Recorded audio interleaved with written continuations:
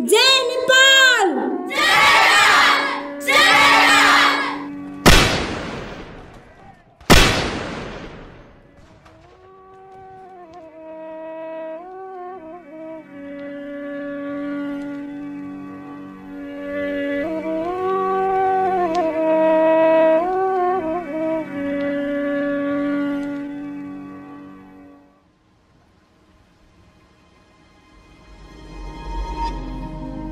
जब British साम्राज्यले सातौं दिशाबाट नेपालतर्फ आक्रमण गर्यो, त्यसमध्ये कति किल्लामा नेपालले भूमिगत विजय हासिल गर्यो भने कति किल्लाहरूमा पराजय स्वीकार्न समेत बाध्य रह्यो। त्यही बेला एक सूचक आगन्तुक महत्त्वपूर्ण सूचनाका साथमा नेपाली योजना कक्षभित्र यसरी प्रवेश गर्छन्। मित्रसेन, एक हिडम्बक आगन्तुक हाम्रो विजय क्षेत्र बुटोलको समाचार लिएर बाहिर प्रतीक्षामा रहेको छ। यदि हजुरको आज्ञा कहलिन्छ भने हिडम्बक हजुर समक्ष मिल्न चाहन्छ।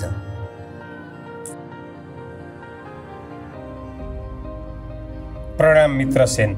बुटोलको विजय प्राप्तिको खबरले निकै खुसी तुल्याएको छ। ब्रिटिस सैन्य बलसँगको युद्धमा हामीले विजय हासिल त गर्यौं, तर महोदय, त्यस युद्धमा सामेल नेपाली योद्धा बालिका जानकीमाथि ब्रिटिसको लोभी नजर गड्यो, जसले गर्दा उनी वीरगति प्राप्त गर्न पुगिन्। ती बाल योद्धाको योगदानकै कारण हामीले त्यो विजय हासिल गर्न सफल भयौँ। यस्तै साहसिक योद्धाको कमीले गर्दा कुनै यस्तो दिन नआउला भन्न सकिँदैन जुन दिन युद्ध क्षेत्रमा हामी असमर्थ रहनेछौँ। त्यो दिन हामी सबैका लागि निराशाजनक रहनेछ। यस्ता वीर योद्धा र पराक्रमी वीरप्रति यहीँबाट मेरो सम्मान छ।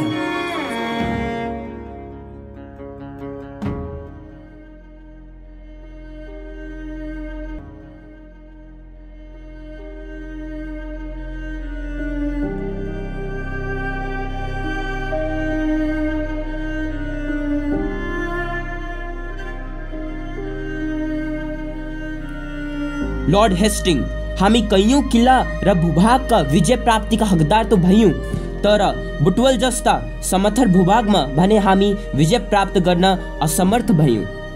हामीसँग के को कमी छ र विजय प्राप्तिका लागि असमर्थ रह्यौं?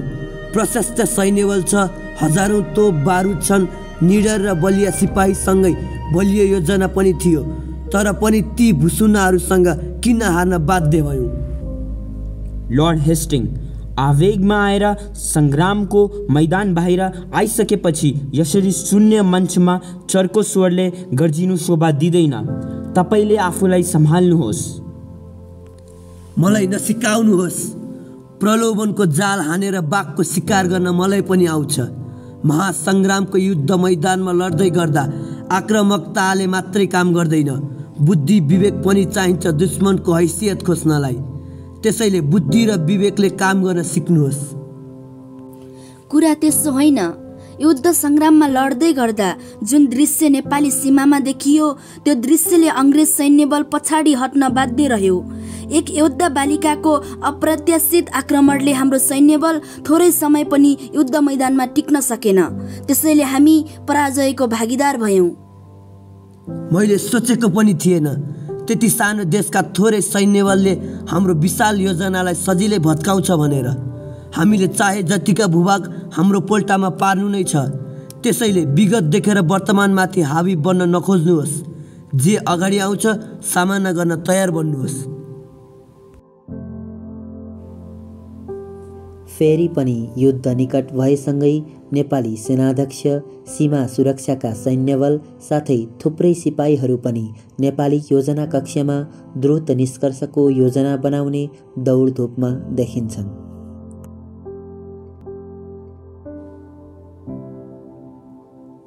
मित्रसेन, अति महत्त्वपूर्ण समाचार लिएर बटुक हजुर समक्ष मिल्न चाहन्छ।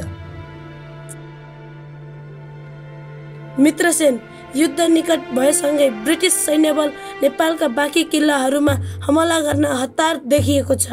त्यसैले हामीबाट पनि युद्ध तयारीको मृदङ्ग बजाइयोस्।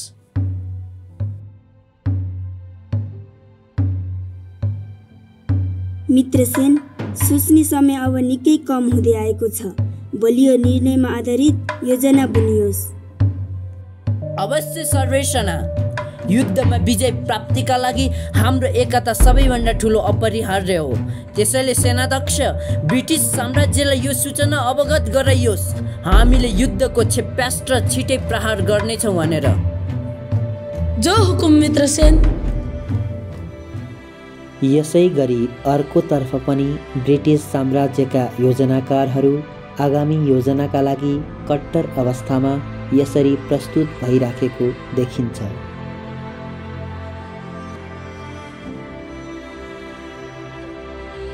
यात्राको प्रारम्भ रूपरेखाहरू खिचल्दै जिन्दगीका तिता नमिठा भोगाइहरू भोग्दै ब्रिटिस साम्राज्य आज गन्तव्यको निकट अवस्थामा आइपुगेको छ। गन्तव्यको पहुँचसम्म पुग्न कठिन छ, तर कठिन पहुँच र ढोकासम्मको चाबी यो हातमा छ। हेस्टिङ असीमित सुन्दरताभित्र फुलेको नेपालभित्र प्रलोभन र जबरजस्तीले हाम्रो हक र अधिकार कब्जा गर्न हर कसैलाई अप्ठ्यारो पर्छ नै, तर कुनै एकिन भविष्यको नतिजा थाहा पाउन इतिहासकै पाना पल्टाउन जरुरी छैन महोदय।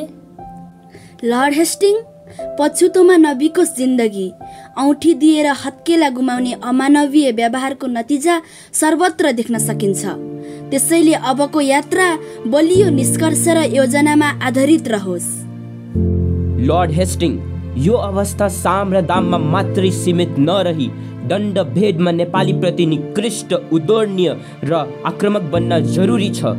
तब मात्रै त्यो ढोकाको चाबी खोल्न हामी समर्थ रहनेछौँ।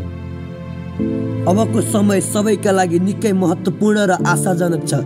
त्यसैले सुन्दर भूमि नेपाल अतिक्रमण गर्दै सीमावर्ती क्षेत्रका हरेक उवाड खावड किल्ला र साथलाई अब ब्रिटिस साम्राज्यको ध्वजा र झन्डाले फरफराउनु छ।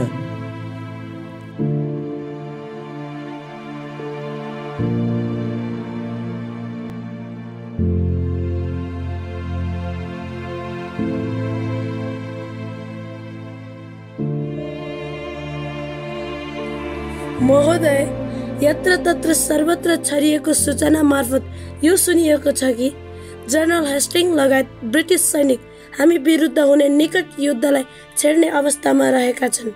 उनीहरूले हाम्रा हरेक भूभागमा ब्रिटिस साम्राज्यका झन्डा समेत फहराउने कुरा गरेका छन्। मित्रसेन, निशब्द बनेर एकान्तवास हुने बेला होइन यो। आकाश खसोस्, धरती भासियोस्, यति सजिलै आफ्नी आमालाई अर्काको हातमा सुम्पिन कहाँ सकिन्छ र? मर्न परे मरौला, बरु युद्धको शङ्खघोष गरियोस्।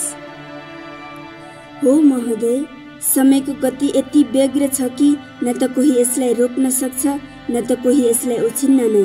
हजुर निशब्द अनुहारमा बसिरहँदा शब्द र वाक्यांशले भरिभर हजुरका आँखामा चेतना र आत्मविश्वासका ज्वार भाटाहरू असरल्ल देखिएका छन्।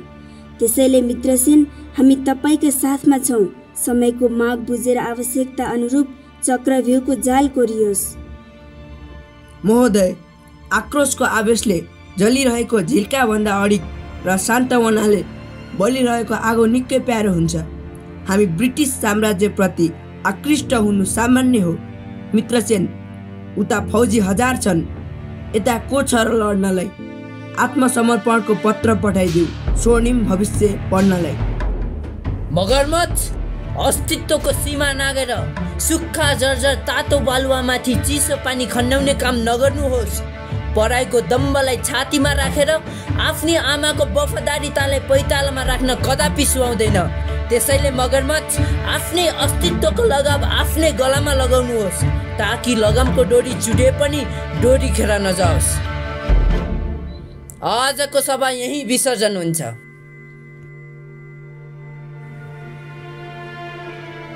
सङ्ग्रामको मैदानमा मित्रसेन आफ्ना योद्धाहरूलाई आत्मविश्वास बोकेर आफ्नो माटोको सुरक्षाका लागि लड्न उत्साहित बनाउँदैछन्। जो जसरी जहाँ रहे पनि आफ्नो माटो आफ्नै रहन्छ, आफ्नो देश आफ्नै लाग्छ भन्ने अभिव्यक्ति मित्रसेनबाट पाउन सकिन्छ। परिवर्तनको आदि बनेर उठ, दिलभित्रको अदम्ब साहस भरेर उठ, प्राणको आहुति देऊ, बलिको भविष्य स्वर्णिम अक्षरले भवितव्यका लागि सुनिश्चित गरिदेऊ। म भित्रको म बनेर उठ, आफ्नी जननीको पहिचान र प्रतिष्ठा सम्झेर उठ, उठाउ तर छिनाइदेऊ दुश्मनका घाँटीहरू, तर कायरताको अन्धो गोली नचलाऊ। आत्मविश्वासको झरी बनेर उठ, युद्धको बिगुल फुक, आदिशरी बनेर उठ।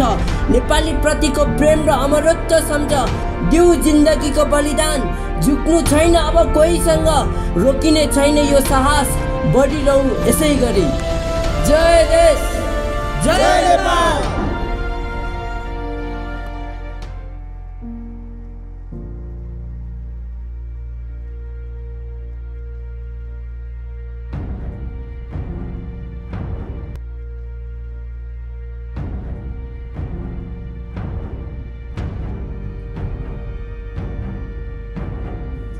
सोल्जर नेपाली भूमिमा हारको माला लगाउन आएको होइन।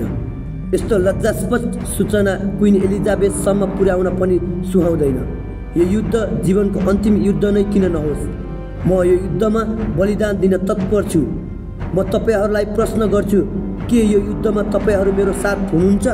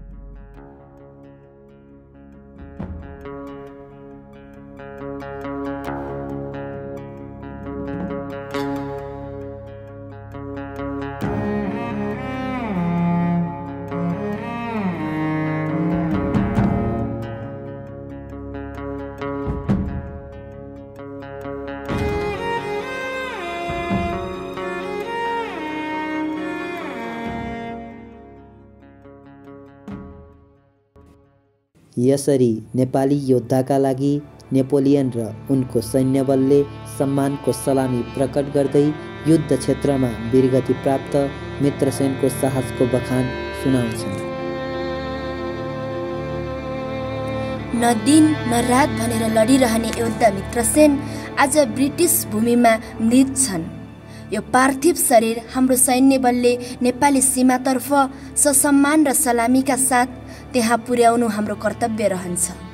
त्यसैले यस्ता महान व्यक्तिप्रतिको योगदान सम्झेर यी योद्धाको शरीर त्यहाँ पुर्याइदिउँ।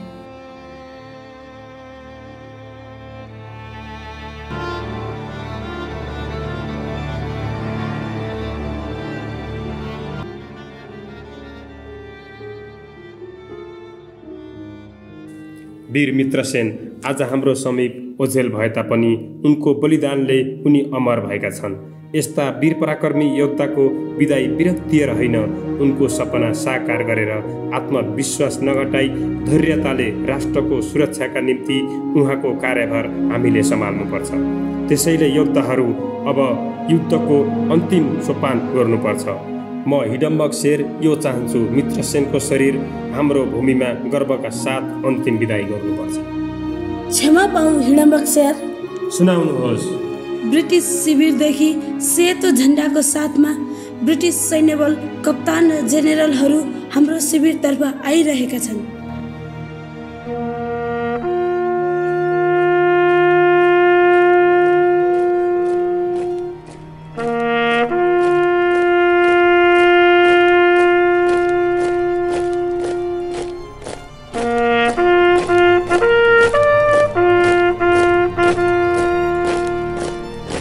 Attention soldiers. This assembly has been called upon for the purpose of giving a tribute of respect for our gallant adversary Mitra Sen, the king and the commander of the Nepalese side in this Anglo-Nepal war, who with his brave Gorkhas fought with swords and stones against our modern artillery. His courage is the true example of heroism. His sacrifice and love for his motherland Nepal will be remembered forever. Salute them, soldiers, with due respect. Up. Up. Up. Up. Up. Up.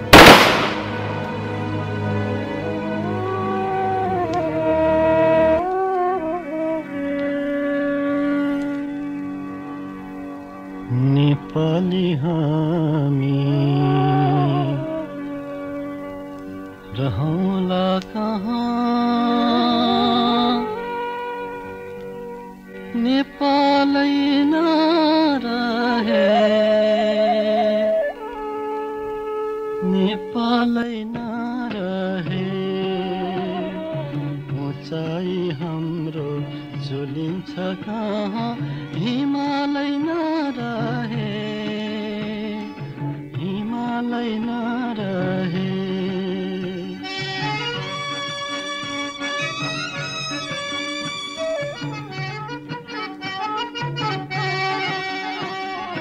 Terai हाम्रो सुनका टुक्रा हिमालय हिराको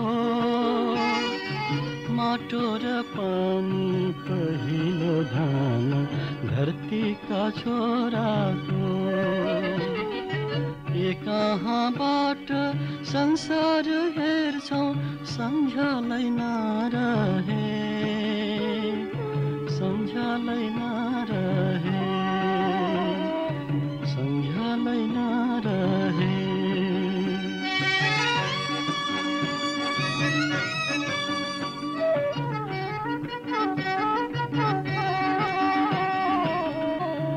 कति राम्रो बिहानी पख घामको रेखी हो सभ्यता पहिलो संसारमा पहिलो हिमालदेखि हो बिउझौला कहाँ पूर्वको पहिलो उज्यालै नरहे उज्यालै नरहे उज्यालै नरहे नेपाली